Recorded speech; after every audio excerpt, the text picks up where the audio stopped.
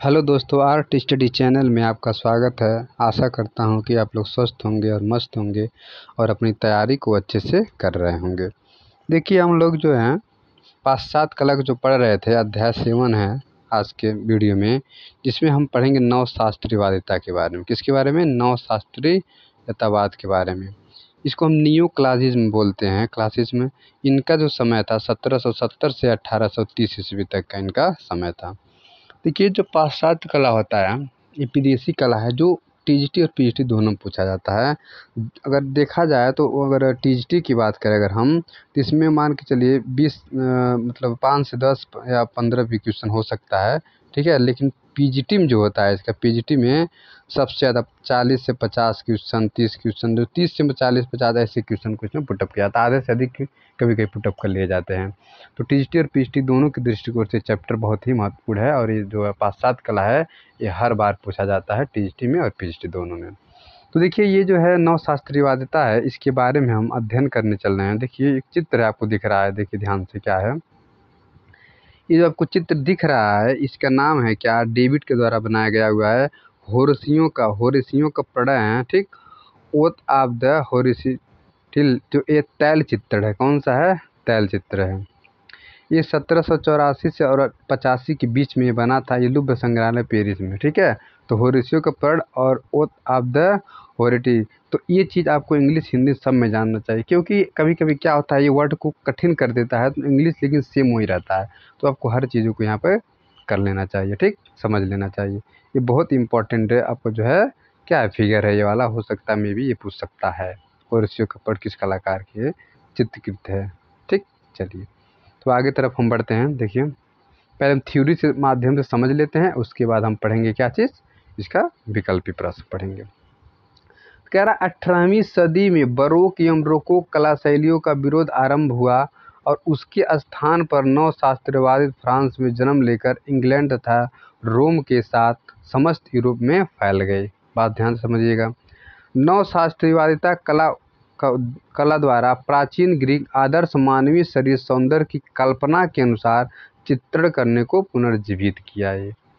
इस शैली का प्रणेता फ्रेंच चित्रकार जाक डेविड था, जिसका 1785 ईस्वी में बना चित्र होरेसियो का प्रणय नवशास्त्रीयवादी का प्रथम चित्र माना जाता है।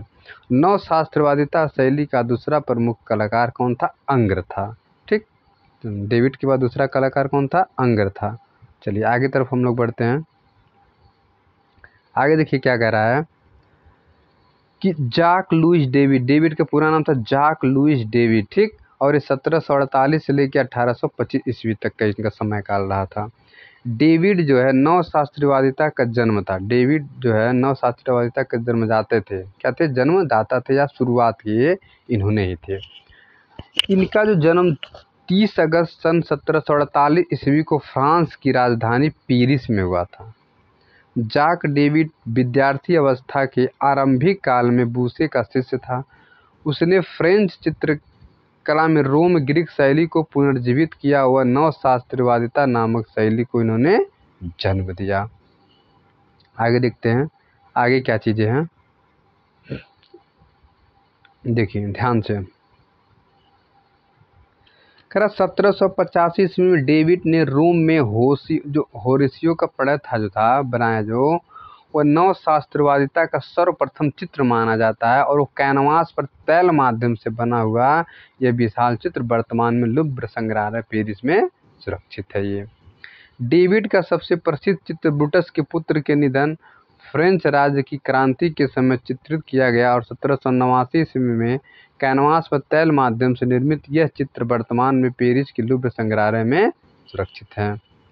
डेविड ने आल्प्स पार करते हुए नेपोलियन तथा अपने सेनापतियों को पदक एवं चिन्ह बांटते हुए नेपोलियन आदि भव्य चित्र इन्होंने बनाया था।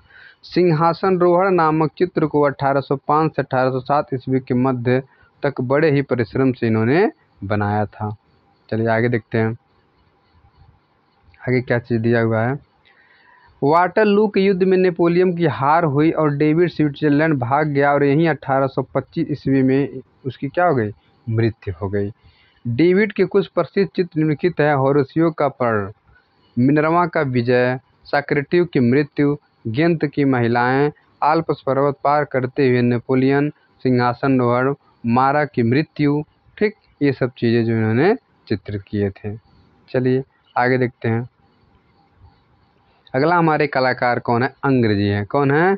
जीन ऑगस्ट डेनिमिक अंग्र इनका पूरा नाम है, ध्यान दीजिएगा। जीन ऑगस्ट डोमिनिक अंग्र, ठीक, जो 1780 से 1867 ईस्वी तक का इनका समय काल था। देखिए, नव शास्त्रवादिता शैली का दूसरा प्रमुख कलाकार अंग्र था। उसका जन्म 19 अगस्त 1780 ईस्वी को पेरिस, फ्रांस में हुआ था। अब आगे देखिए ध्यान से क्या चीज़ें दी हुई है। वह दाविद का शिष्य था और श्रेष्ठ रेखांकन चित्रकार था। 1832 ईस्वी में अंग्र ने कैनवास पर तैल माध्यम से पोर्ट्रेट ऑफ लई फ्रांकिस बर्टिन शीर्षक से अपना एक चित्र बनाया, जो वर्तमान में यह लुव्र संग्रहालय पेरिस में सुरक्षित है। जो चित्र आपको नीचे देखने को मिल रहा है, देखिए यही है, अंग्र के द्वारा बनाया गया ये चित्र है। क्या है देखिए, तुर्की हमाम खाना, ठीक है, द तुर्की बाथ। ये जो है 1862 से और 63 ईस्वी के बीच में इन्होंने बनाए थे, ठीक, अंग्र। चलिए आगे देखते हैं, आगे क्या चीज़ दिया हुआ ध्यान दीजिए। 1862 ईस्वी में अंग्र ने 82 वर्ष की उम्र में अपने सबसे प्रसिद्ध चित्र तुर्की हमाम खाना द तुर्किश बाथ तैल माध्यम में लकड़ी से निर्मित कैनवास पर इन्होंने बनाया था। वर्तमान में यह चित्र लुव्र संग्रहालय पेरिस में सुरक्षित है।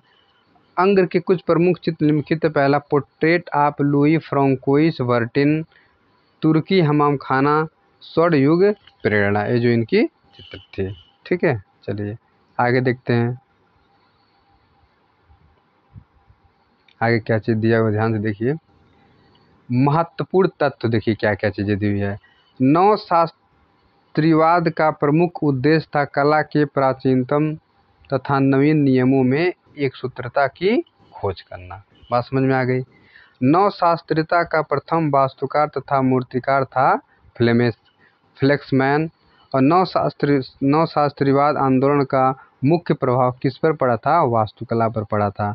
नव शास्त्रीयतावाद का सर्वप्रथम चित्र होरेसियो का प्रणय था। नव शास्त्रवादी का प्रेरणा था लाक जूइस डेविड था। ठीक, तो इस तरह से बहुत महत्वपूर्ण चीज़ें यहाँ पे दी हुई है। तो एक बार और देखते हैं, थोड़ा सा है, एक सेकंड, चलिए ये क्या दिया हुआ है। डेविड का प्रसिद्ध चित्र होराथी की शपथ वर्तमान में कहाँ सुरक्षित है? ये लुव्र संग्रहालय पेरिस में है।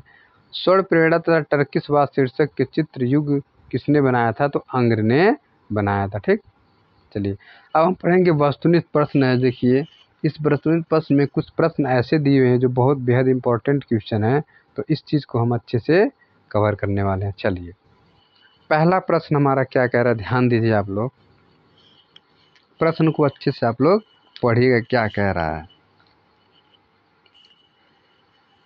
प्रश्न कह रहा है कि नव शास्त्रीवादी चित्र का नाम बताइए। किसकी बात कर रहा है? नव शास्त्रीवादी चित्र का नाम बताइए। जेरिको, डोमियर और डेविड और क्या है, ब्रुगेल। तो आपका आंसर हो जाएगा फटाफट, क्या हो जाएगा, एक सेकेंड, डेविड हो जाएगा। कौन हो जाएगा? डेविड हो जाएगा। ठीक, चलिए आगे देखते हैं। अगला प्रश्न हमारा क्या है, दूसरा नंबर क्वेश्चन, ध्यान दीजिए क्या कह रहा है। दूसरा प्रश्न पढ़िए क्या होगा। डेविड की पेंटिंग सुकरात की मृत्यु किस कलावाद के अंतर्गत आती है? किसकी बात? डेविड की पेंटिंग सुकरात की मृत्यु की बात कर रहा है। ये किसके अंतर्गत आता है? तो ये आपका आता है नवशास्त्रवाद के अंतर्गत आता है। किसके अंतर्गत आता है? नवशास्त्रवाद के अंतर्गत आता है। चलिए आगे देखते हैं। अगला हमारा प्रश्न है, डेविड का वह चित्र जो नवशास्त्रवाद का सर्वप्रथम चित्र माना जाता है, तो वो आपका है होरेसियो का प्रणय। क्या है? होरेसियो का प्रणय है आपका। ठीक, चलिए अगले देखते हैं। अगला हमारा प्रश्न क्या है, ध्यान दीजिए, चौथा नंबर क्वेश्चन कह रहा निम्नलिखित में से कौन सा चित्र का नवशास्त्रवादी नहीं है? ध्यान दीजिएगा, नवशास्त्रवादी नहीं है, तो चौथे का आपको फटाफट आंसर देना है दिलाकरा जो है नवशास्त्रवादी नहीं है। ठीक, चलिए 5वें नंबर क्वेश्चन की तरफ बढ़ते हैं हम लोग। क्या कह रहा है 5वां नंबर क्वेश्चन, ध्यान दीजिए।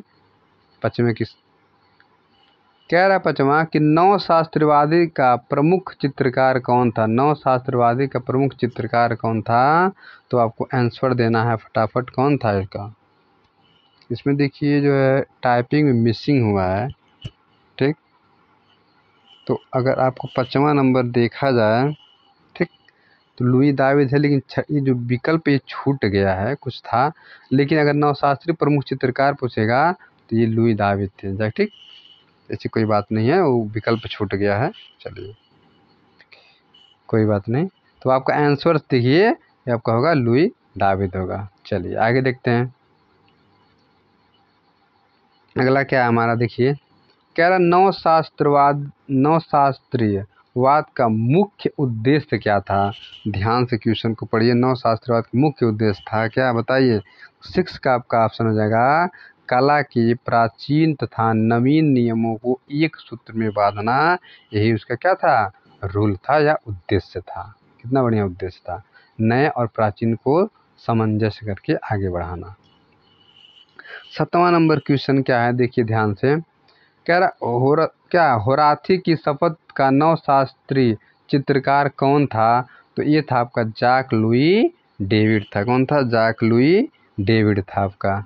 चलिए आगे देखते हैं 8वां नंबर क्वेश्चन क्या कह रहा है, ध्यान दीजिए। 8वां कह रहा है कि टर्किशवाद का चित्रकार है, किसकी बात कर रहा है, टर्किशवाद का चित्रकार है अंग्र था। कौन था, अंग्र था। ठीक, चलिए आगे देखते हैं। कह रहा है कि नवशास्त्रवादिता का प्रेरणा, नवशास्त्रवाद का प्रेरणा कौन था, अंग्र था, दिलाकर था, दाविद था, पिकासो था। तो आपका आंसर हो जाएगा कौन सा, फटाफट इसका आंसर दीजिए। 9 का जाक दाविद था। ठीक, चलिए आगे देखते हैं अगला हमारा क्या है। फ्रेंच अकादमी ऑफ आर्ट के स्थापना कर्डिनल माजरीन ने कब की थी। 1650, 1648, 1779, 1793। तो इसमें आपका आंसर 10 का हो जाएगा। क्या सही हो जाएगा, 10 का 20 सही होगा। 1648 में, कब सही होगा, 1648 ईस्वी में। चलिए आगे देखते हैं अगला हमारी 11 नंबर क्वेश्चन क्या कह रहा है कि सर्वप्रथम 1715 ईस्वी के लगभग इंग्लैंड में जो भवन निर्माण कला उत्पन्न हुई उसे क्या कहा जाता है।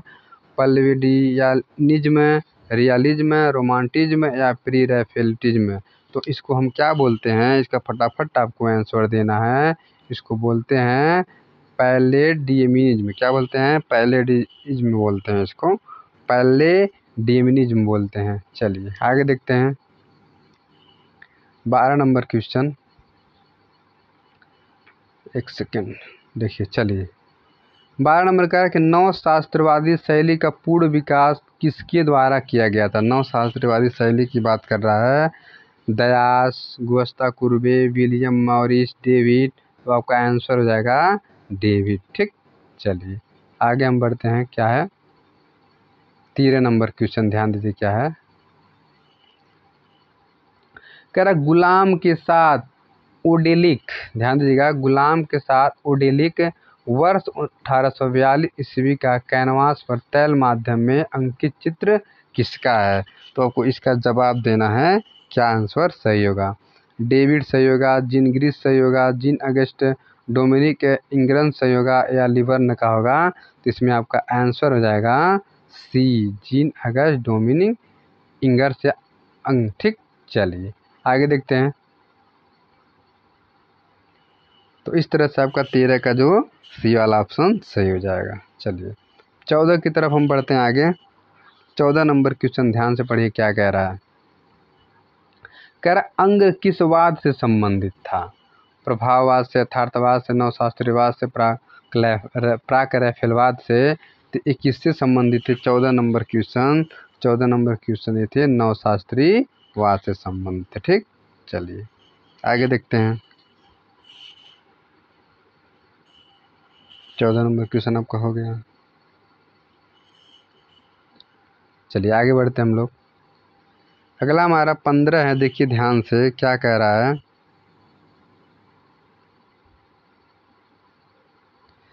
अंग्र ने रोम अकादमी का पुरस्कार कब जीता? ठीक, 1792, 1997, 1801, 1818। तो आपका आंसर क्या होगा? फटाफट देना आपका आंसर 1801 ईस्वी में। ठीक, 1801 ईस्वी में। चलिए अगला हमारा प्रश्न क्या है, ध्यान से पढ़िए, प्रश्न को अच्छे से पढ़िए क्या कह रहा है। कह रहा है बिग्गी लिवर नामक महिला कलाकार को ख्याति मिली, किसमें मिली थी? ग्राफिक कला में, व्यक्ति चित्र में, अदृश्य चित्रों में, वास्तुकला के क्षेत्र में। 16 का आपका आंसर हो जाएगा व्यक्ति चित्र में। किसमें? व्यक्ति चित्र में मिली थी। ठीक, चलिए आगे देखते हैं हम 17 नंबर क्वेश्चन। देखिए ध्यान से पढ़िए क्या कह रहा है। क्वेश्चन नंबर 17 की बात कर रहा है। कह रहा फ्रांस में 9 शास्त्रीयतावादी कला के जनक माने जाते हैं डेविड, राफेल, लियोनार्डो, कैरेविजियो। और फ्रांस में बात किया जाए तो कौन आंसर आपके सही हो जाएंगे? डेविड जी को। ठीक है, चलिए आगे देखते हैं हम लोग 18 नंबर। 18 नंबर क्वेश्चन क्या कह रहा है? कह रहा कामदेव के चुंबन द्वारा मनोचिकित्सक पुनर्जीवित कृत किस नवशास्त्रीवादी की क्या है मूर्तिकार है? लियोनार्डो की, राफेल की, कैरेविजियो को, एंटोनियो कैनो, ठीक है, कैनोवा की है। तो ये आपका आंसर हो जाएगा एंटोनियो कैनोवा की है। ठीक, चलिए तो इस तरह से जो हमारा ये जो वीडियो समाप्त होता है। ठीक, तो पूरा वीडियो देखने के लिए धन्यवाद। और वीडियो अच्छी लगी हो तो लाइक सब्सक्राइब ज़रूर करिएगा। ठीक, ओके।